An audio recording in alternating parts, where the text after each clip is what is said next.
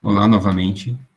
Nós damos início agora à nossa quarta apresentação da Sala 2, do primeiro dia do evento. A apresentação é do Caio Henrique Silva de Souza, que é mestrando na UFSCar. Ele vai falar conosco hoje sobre uma classificação para todas as valorizações em Caxis. Bom, com isso nós vamos iniciar agora a apresentação dele. Olá, meu nome é Caio Henrique Silva de Souza, eu sou estudante do programa de pós-graduação em matemática da UFSCar e hoje eu vou apresentar para vocês um pouco sobre a teoria de valorizações. Mais especificamente, eu vou trazer para vocês uma possível classificação para todas as valorizações no corpo K de X. Eu vou começar definindo o que é uma valorização. Em seguida, nós vamos falar sobre os polinômios chaves, objetos muito importantes dentro da teoria. Depois, eu vou definir o que são os pares de definição e os pares minimais. Depois, o que são as valorizações transcendentes e as valorizações algébricas. Então, eu vou apresentar para vocês uma possível classificação para todas as valorizações em cada x.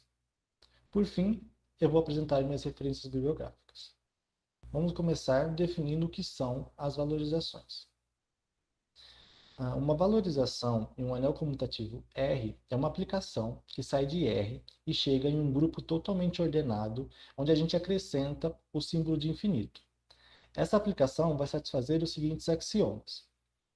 Primeiro, vamos pedir que o valor de A vezes B seja igual ao valor de A mais o valor de B. Vamos pedir também que o valor de A mais B seja maior ou igual do que o mínimo entre o valor de A e o valor de B. Por último, vamos pedir que o valor de 0 seja igual a infinito e que o valor de 1 seja igual a zero.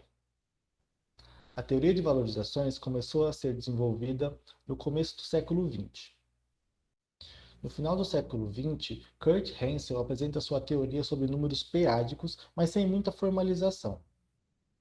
Então, no começo do século XX, Kurczak apresenta uma formalização para a teoria de Hensel. E nessa formalização, ele apresenta o que seria o pontapé inicial para o estudo das valorizações. Em seguida, a teoria foi desenvolvida por diversos matemáticos, entre eles Ostrovsky. Num primeiro momento, o contradomínio das valorizações era apenas o conjunto de números reais acrescido do símbolo de infinito. Então, na década de 30, o matemático Crow generalizou a teoria, trazendo como possibilidade de contradomínio qualquer grupo totalmente ordenado. Um exemplo de valorização é o seguinte: seja D um domínio de ideias principais, por exemplo, os inteiros, e K o seu corpo de frações, por exemplo, os racionais. Nós vamos fixar um irredutível nesse domínio. Vamos definir a seguinte aplicação. Ela vai pegar um elemento do domínio e vai levar em M, sendo este a maior potência que P possui quando escrevemos a fatoração de A, ou infinito se A for igual a zero. Essa aplicação é uma valorização, chamada valorização p-ádica. Essa valorização, por exemplo, pode ser utilizada para formalizar o conjunto dos números p-ádicos. Esta é uma valorização que chamamos de CRU. O único elemento cujo valor é infinito é o zero. Portanto, nós podemos estender essa valorização do domínio para o seu corpo de frações, definindo o valor de A sobre B como sendo o valor de A menos o valor de B. Agora vamos falar um pouco sobre os polinômios chaves e os truncamentos. A teoria de polinômios chaves, ela começa a ser desenvolvida por MacLane na década de 30 do século passado e depois é resgatada, já agora no século XXI, por Michel Baquier. Um tempo depois, Spivakowski traz uma nova versão dessa teoria, que é a versão que meu orientador e eu seguimos. Para podermos definir o que é um polinômio-chave, precisamos definir o que é o epsilon de um polinômio f. Então, sejam μ uma valorização no anel de polinômios e f um polinômio não nulo. Se o grau de f é zero, vamos definir o epsilon de f como sendo menos infinito.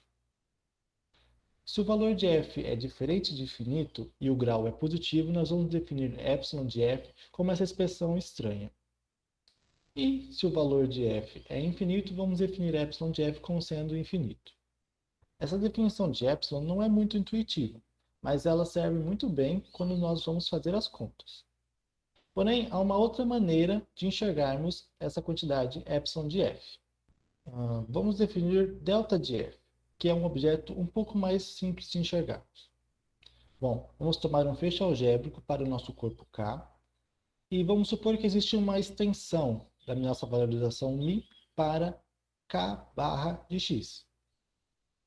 Então, para o polinômio f não nulo, nós vamos definir delta de f igual a esse máximo dentre os valores de x menos a, onde a varia dentre as raízes de f no feixe algébrico. Se o grau de f for zero, vamos definir delta como menos infinito. Uma raiz que satisfaz essa propriedade de que o delta de f é realizado nela vai ser chamada uma raiz otimizadora de f. O meu orientador foi o responsável por introduzir essa quantidade delta de f na teoria, e ele mostra que delta de f é igual a epsilon de f para todo polinômio. Assim, temos uma maneira mais simples de enxergar epsilon de f e, ao mesmo tempo, podemos utilizar a praticidade que epsilon nos dá quando precisamos fazer certas contas. Bom, agora eu posso finalmente definir o que é um polinômio-chave. Um polinômio-chave Q será um polinômio mônico que satisfaz a seguinte propriedade. Para qualquer polinômio f, se o grau de f é menor do que o grau de q, então o epsilon de f também será menor do que o epsilon de q. Para estudar os polinômios chaves, usamos bastante a noção de truncamento. Dados polinômios f e q com q mônico, nós vamos escrever f como uma soma de potências de q, em que cada coeficiente fi possui grau estritamente menor do que q. Então, considerando uma valorização μ no anel de polinômios, nós vamos definir o q-truncamento de μ como a seguinte função. Ela toma um polinômio f e leva no mínimo dos elementos da forma μ de fi q de i, em que fi é o coeficiente i da q expansão de f. Essa aplicação ela não é uma valorização inicialmente. Porém, nós podemos mostrar que se Q é um polinômio-chave, então o truncamento de μ em Q é uma valorização. Agora eu vou mostrar para vocês a noção de par de definição e a noção de par minimal, e nós vamos ver como esses objetos se ligam com os truncamentos dos polinômios-chaves. Antes, eu quero mostrar para vocês uma forma fácil de, a partir de uma valorização em um corpo, definir uma valorização no anel de polinômios com coeficientes nesse corpo. Bom, todo polinômio possui a sua expressão de Taylor em torno de um ponto dado. Dada uma valorização em K e o seu grupo de valores, ou seja, o subgrupo gerado pela sua imagem lá dentro do contradomínio, nós podemos considerar um grupo totalmente ordenado que contenha esse grupo de valores e tomar um gama nesse grupo φ. Então, a partir dessa expressão de f, nós podemos definir essa aplicação aqui, que toma um polinômio f e leva nesse mínimo.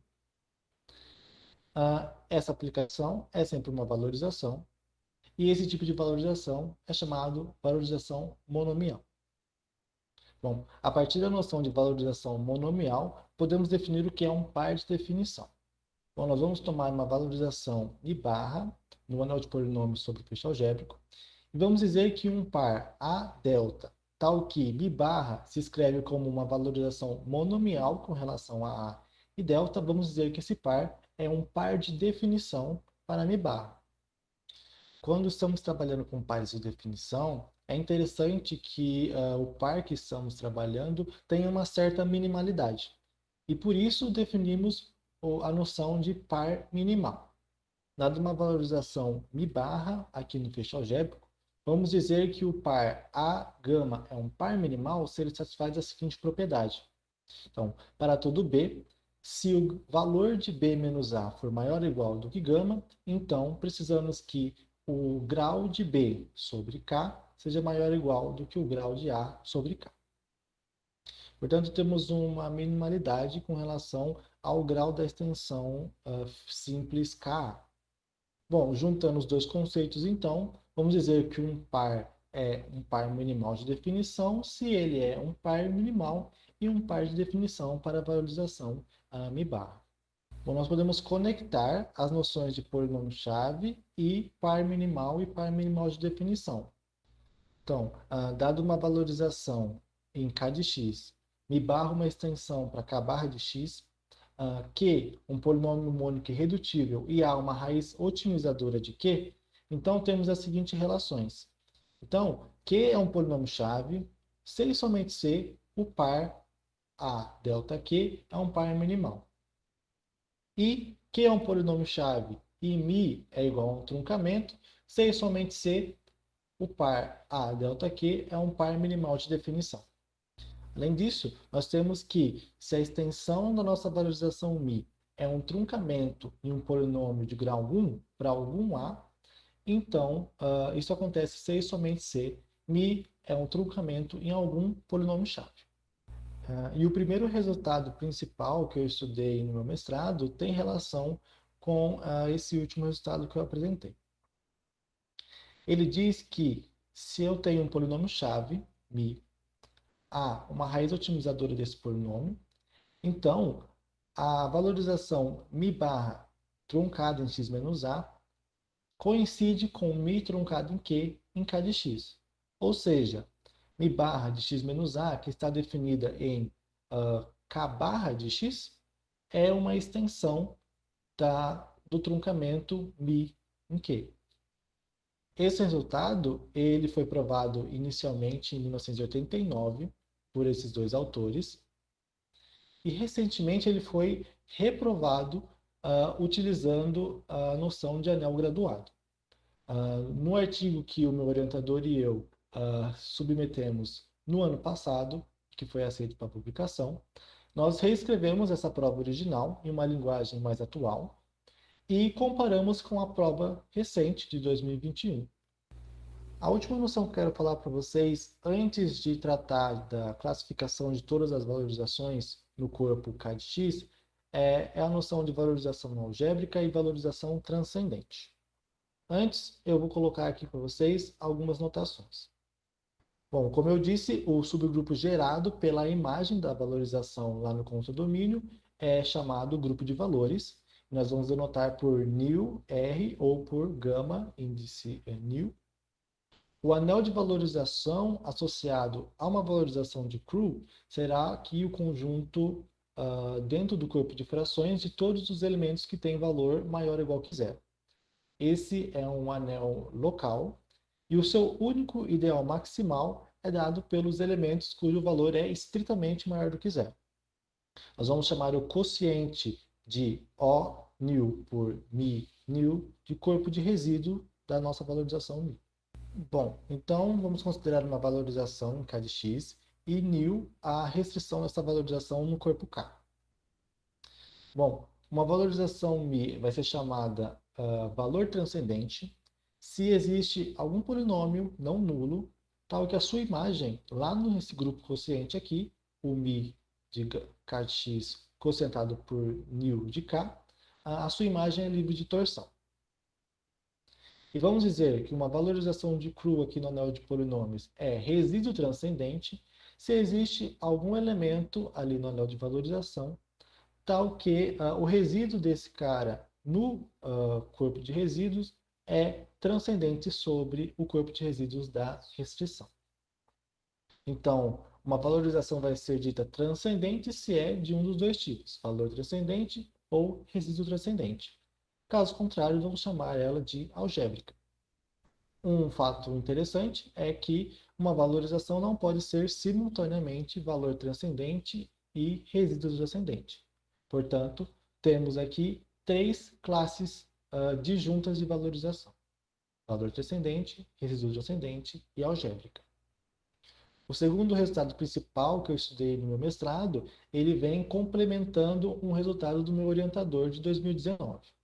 Né? O meu orientador tinha provado que uma valorização μ é transcendente se e somente se ela é um truncamento em algum polinômio. O complemento vem com o seguinte fato: μ é transcendente se e somente se ela é o truncamento em algum polinômio-chave. Então, por fim, eu vou falar para vocês sobre uma possível classificação para todas as valorizações aqui nesse corpo, K de x. Então, essa classificação surge no meu trabalho de mestrado como uma aplicação de todos os conceitos que eu vim estudando anteriormente, alguns desses que eu apresentei para vocês, e o meu trabalho consistiu em reescrever essa classificação, que foi originalmente proposta por esses três autores, na linguagem da teoria atual. Então, teremos três classes distintas de valorização. A primeira é a das valorizações valor transcendente. Então, nós vimos que uma valorização valor transcendente vai implicar que mi barra, a extensão dela para o k barra de x também é valor transcendente. Vamos ver que uma valorização valor transcendente pode ser escrita como uma valorização monomial, em que o delta aqui é um elemento livre de torção nesse grupo. Também que mi é um truncamento em algum polinômio-chave, e esse polinômio-chave é justamente o polinômio minimal do Azinho sobre K. E o par A delta é um par minimal de definição. Além disso, a valorização mi barra de A delta, a monomial, é uma extensão do truncamento mi Q lá no K de x. A segunda classe de valorizações é a classe das resíduos transcendentes. Bom, novamente, uma valorização resíduo transcendente em K de x implica que a sua extensão para K barra de x também é resíduo transcendente. Ela também pode ser escrita como uma monomial, porém agora o delta ele é um elemento do grupo de valores da V barra aqui, e ele é o máximo desse conjunto. Além disso, eu posso ver essa monomial como um mínimo sobre o chamado disco fechado, centrado em A, de raio delta, que é esse conjunto aqui. Bom, também aqui temos que mi é o truncamento em algum polinômio-chave, e esse polinômio é o polinômio minimal de A sobre K. A delta é um par minimal de definição, e aqui também a valorização mi A delta é uma extensão do truncamento mi-Q. Por fim, se Q for irredutível sobre um corpo especial chamado rancialização e o valor dele estiver aqui nesse grupo, então eu posso ver a minha mi-Q, o truncamento em K de x, como um mínimo também sobre esse conjunto aqui, que é o chamado discoide. E as valorizações algébricas, elas vão ser vistas como limite de um sistema ordenado de valorizações resíduo transcendentes. Ou seja, nós usamos as resíduos transcendentes para descrever as valorizações algébricas. Essa descrição é feita a partir de uma valorização definida por um supremo, aqui nesse grupo, e cada mi-i aqui no sistema vai ser uma restrição de uma valorização monomial. Esses deltas vão ser dessa forma, e esse conjunto vai ser um subconjunto cofinal e bem ordenado aqui do conjunto das bibarras de x menos b. Então, por fim, eu vou colocar agora aqui na tela minhas referências bibliográficas.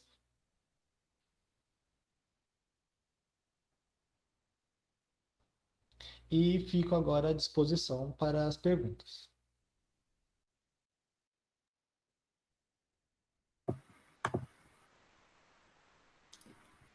Muito bem. Muito boa apresentação, muito bem estruturada, Caio. Eu agradeço já logo de início. Bom, então agora nós estamos abertos às perguntas, então, caso alguém tenha uma pergunta, por favor, pode levantar a mão ou abrir o microfone. Então, Humberto, pode fazer a pergunta. Bom, boa tarde a todos. Caio, gostaria de... talvez você falou no começo e eu não prestei atenção. A característica do corpo, ela influencia em alguma coisa que você faz? Você está trabalhando só com corpos de característica zero? Eu não consegui ver se você comentou no início. Inicialmente, não. A gente trabalha com característica qualquer. E eu sei que as aplicações, né, em geometria algébrica são para característica positiva, porque hoje o principal motivo, né, por exemplo, meu orientador estudar é para os problemas de resolução de singularidades. E isso só não está resolvido hoje para característica positiva e dimensão da variedade maior ou igual que 3, se não me engano. Então, a aplicação é para positiva, mas o que eu fiz até agora não leva em conta isso. Obrigado.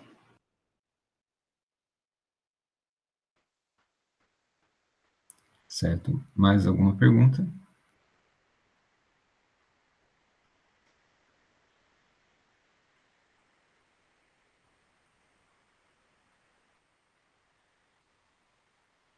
Bom, muito bem. Então, aparentemente é isso. Então, agradeço a presença de todos aqui. Gostaria de pedir que ficassem mais um pouco após encerrar a gravação, que eu vou encerrar agora, tá? Todas as gravações, elas vão para o canal do YouTube, que nós enviamos no e-mail, e que também estão acontecendo as mesas redondas pela manhã. Espero que as apresentações de hoje estejam todas ainda hoje ou até amanhã no nosso canal, ok? Bom, mas eu vou encerrar a gravação, só um instante.